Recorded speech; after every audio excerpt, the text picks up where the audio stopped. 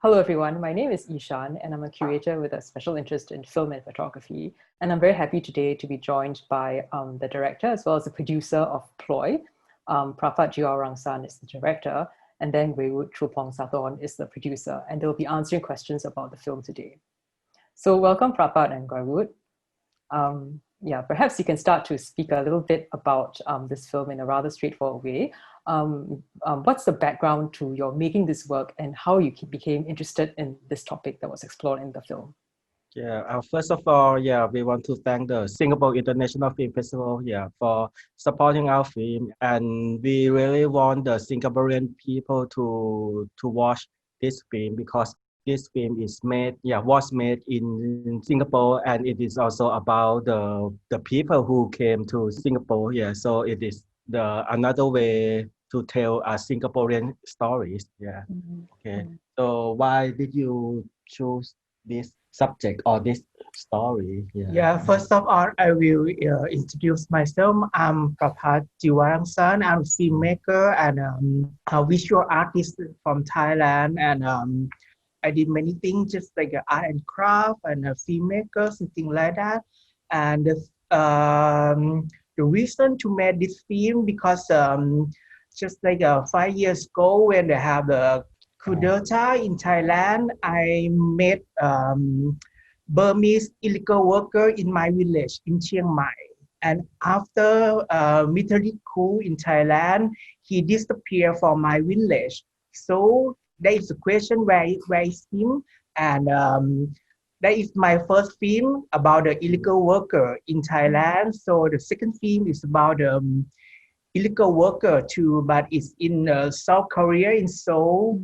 And the third film is a boy that she's an illegal worker in some province in Japan. He stay without a visa in Japan. That is my third film. And the fourth film is about it's Ploy. It's Ploy.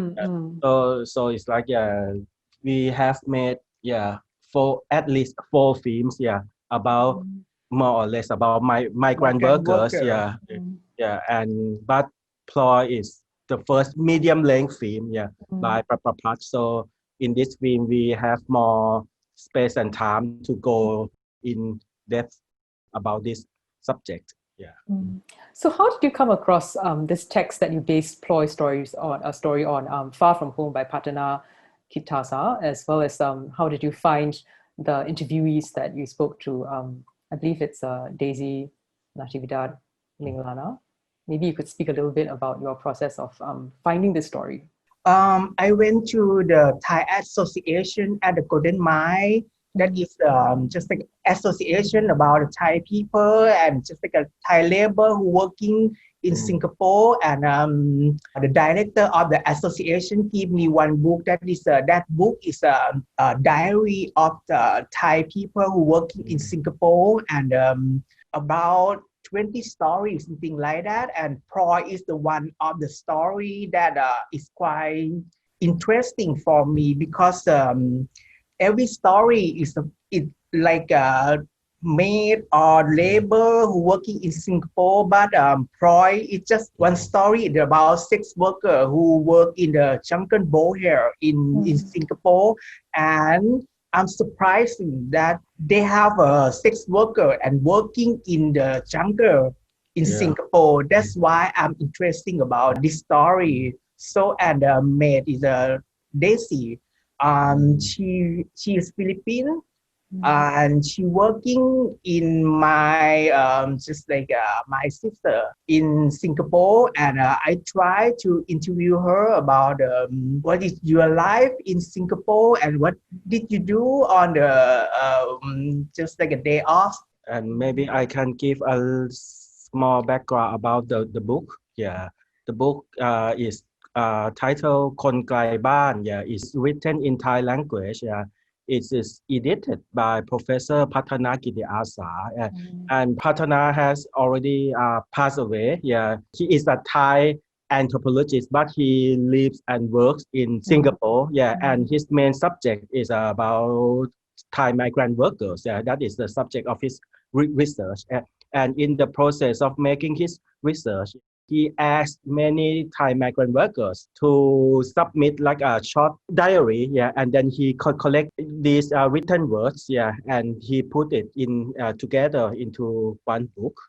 So, and when we came across that book, we were very, very impressed, yeah, by the book and by his work. Hear many, many voices which we haven't known or heard before. Yeah. Oh, that's really interesting. And moving on from this particular story, like the way that you've chosen to juxtapose the text and the images is so interesting to people watching it. And speaking as a person who lives in Singapore, I felt that the choice of locations was very perceptive, because the different spaces that you chose really said a lot about different sectors of society in Singapore, as well as where the migrant workers would also gather or spend a lot of time. So could you talk about how you found these locations and the way that you chose to depict them? Because you either shoot them with a camera, like a kind of like a digital film camera, or you photograph them, or kind of show the photographs as negatives and so on. So maybe like a two-pronged question: how you found these locations, and then how you decided to shoot them the way that you did each time. Yeah, I try to go to the place that is mentioned in the books, because and research in the news in Singapore is just like the place that the police just like detain the sex worker. Yes, just like in the woodland park, something like that, and many places that mentioned in the books.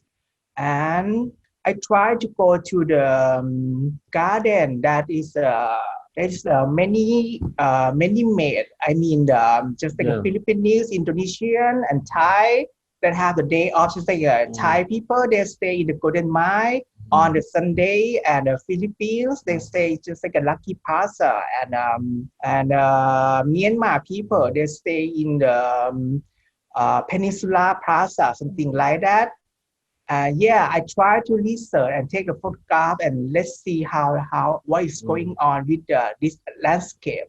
Yeah, I think that the main theme that links Ploy story and the author's migrant workers story is the ways in which the migrant workers transform the public space or claim the public space. Yeah, in one way, Ploy, who came from Thailand, she came to this jungle, and she and her peers transform the jungle space into her workspace. Yeah, whereas many housemates and migrant workers in Singapore, as you know, on Sunday, right, they came to the public park, and then they transform the public space into their social space. Yeah, so we are very interested in the ways in which the land and the landscape and the migrant workers relate.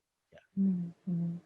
Yeah, and aside from that, the other locales that you chose were very interesting too, like the kind of point of view of the port and being on the cable car, and the area around the botanic gardens was very interesting too. So did that also come from the book, or was it something that you decided to approach as a location? Yeah, it's just like I'm looking down to the labor people. Yeah, working just like when Singapore people they look these people just like they look from the high, yes, and look to the labor just like they stay in the ground, something like that. Yeah, and also I think it is more organically, because but when Prapat was there, he lives on the on the very tall building, on the high rise building, so it is those views or those guests came organically.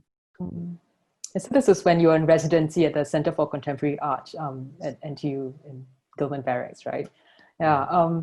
So maybe to kind of follow up on that, like how did you choose to shoot these locations the way that you did? Sometimes with photography that you show the negative of, and sometimes with like a kind of like a digital film camera. Yeah, because my first time to came to Singapore just like 2 years ago, I try to go to many places and just like a document, just like use a negative film to document many places in Singapore. So, and the second time when I came to just like this year, just like in January to March, I come here and shooting the many footage. So I try to combine between the negative film and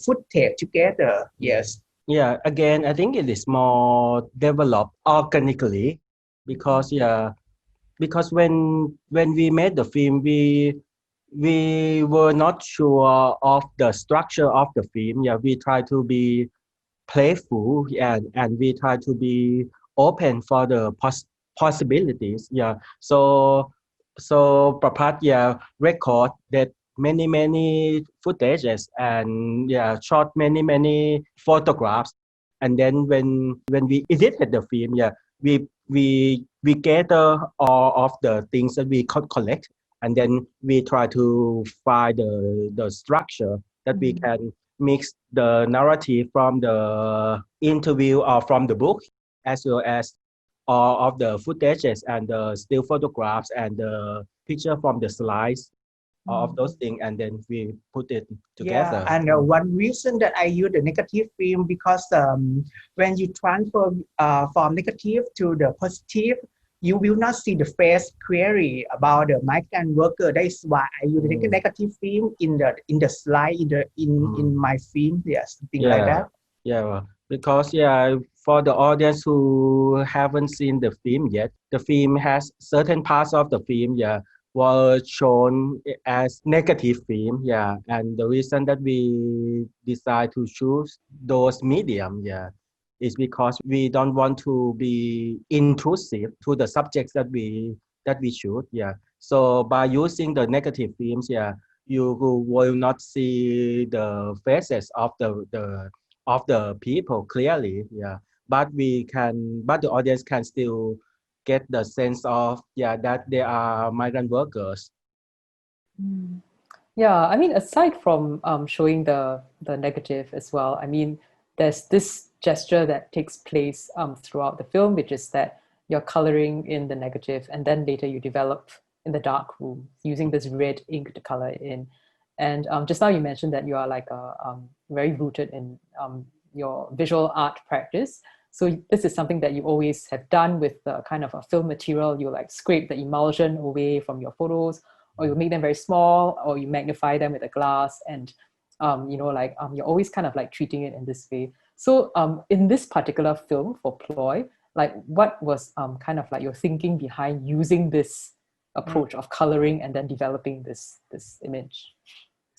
I want to use the magnifier to see the film, just like to close up, because it's just like when you are the Singaporean people, you don't see, or you don't just like you don't make this the migrant worker just like they are the important or they are stay in your country. So I want the people see with the magnifier to see they are bigger and they are important for your life. Yes, and the thing that I use the red marker, red marker to write on their body of the migrant worker. Is and then when you just like go to the lab and copy of the photo print, the marker of the red it become to be the white color. It's just like your government try to erase this group of the people. I think when Prapat was in Singapore for the research period, one of the technique that he was very interested in is a technique by the very old photographic lab, that they try to paint something on the negative film, and when we process those negative film into a photo, we can see some effect on the body of the subject of the photo. Then Prapat tried to link these red marking techniques with the theme of the erasing or disappearing or appearing We try to play with these ideas because it can communicate the political or the social status of the migrant workers. Yeah, it's really interesting. You did it in a very indirect way. And just now, I mean, you're talking about hand coloring these negatives, right? So does that relate as well to the use of these historical prints at the beginning of the film? And why is it that you decided to use the same narrative that started the film about the jungle and to kind of close that by shooting these photographs that have been printed out with this white kind of like a effect on it? I think for this question we can go back to the answer that I have already said, that in this film, one of the main theme of the film is that we wanted to explore the relationship between the migrant workers and the natural space and the public space, all of those space. We didn't want to limit it ourselves only in like a contemporary period. So when we think of the migrant workers, we think of many like old painting, and then we found that in some painting about Singapore, we saw the workers or the migrant workers, in the forest. So we were very very surprised, about those themes as well. By using those paintings as well as as those texts, it can complicate the idea of migrant workers, like who is the migrant. Like when we think of like 200 or 300 years ago in Singapore, and we see European soldiers came to the place, as well as the workers in Southeast Asia came to Singapore. Who is the migrant worker? Who is the foreign workers?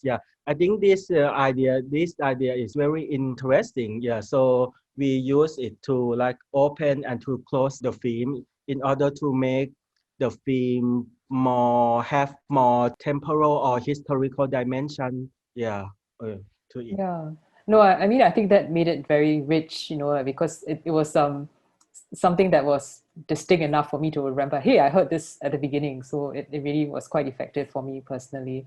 And, perhaps I'll just round up this Q&A session by asking you a few questions about how you decided to use these kind of like voices. Because, aside from the interviewee that you found, Daisy, as well as Ploy's story, you also interviewed a person who actually works closely with migrant workers constantly as in kind of like a supporting role. How did you find a way to kind of meld these voices together and weave them throughout the film in relation to the images that you showed? Because it is quite an experimental documentary that has different kinds of visual imagery in it. And the way that the kind of like the text or the speaking voice comes in, it's almost like it's a tapestry, it weaves, and then it doesn't always match with the images. So I found that very interesting. And I mean, you said just now that a lot of the film was quite organic and it came about through the editing process. But maybe you can talk a little bit about some decisions that you made that you kind of like found a bit challenging, or you kind of went back and forth on a little bit when you were kind of weaving these things together. I think one aspect that we thought of when we make the film is that we don't want to make a talking head style documentary, right? So we avoid it. But what we also want to use the voices. I think that is one of the way that we try to make the film. And also I think there are many kind of voices in the film. One kind of voice is the voice of narrator who read Ploy's diary. And also we have like a voice from the migrant workers themselves. And also we have the voice from the like activists, right? And we try to play with them, but it is very difficult for us to find a reason that why this voice is on this time of the film. I think it came very organically. And something I think the voice and the picture in the film is just like sometimes it's not related together, but I try to experiment about it. Just like when you installation your artwork, and you have to try to just like move this way and move to this that place, something like that. So in the film is same, yeah, just like my art. So I try to mix between this boy and this picture and this boy and this footage, something like that. So it exactly reason why have to combine with this picture. Yes. Yeah, it's interesting because I felt that you were teaching the viewers how to watch the film. So by the time you get to the very last, quite kind of close to the end, where there's a lot of I think you do a recording of the workers talking amongst themselves, and it's quite loud. And then you just show the empty speakers corner. I thought that was a very, very interesting juxtaposition that I understand because I spent the whole film watching different voices overlay at unusual images, and then by the time I get there, I was like, oh, I know what you're talking about. Well, any sort of like final words you want to say about the film, because you did say that was quite important for both of you that this work that was made in Singapore also be shown here. I know that all of our screening has already passed. So, but we hope that we will have opportunities in the future to show this film, again and again in Singapore, because both Ploy and us are the guests of the country, and we want the Singaporean people to maybe listen or hear some certain narrative from the outsider, so in order to understand the contemporary situation better, and also so it's like if we have chance in the future to show the film in Singapore, please come to see the film. For me, I made this film for the migrant worker in Southeast Asia, so that it reflect their life. And if this film just like maybe just like the government, I mean the Singapore government can hear their voice and try to make the policy, the good policy for them in the future. That is the reason that's why I made this film. Thank you so much, Gaiwood and Prapat. It was a pleasure speaking with you today, and congratulations on the film again. Thank you very much, Ishan. Thank you. Bye-bye. Bye.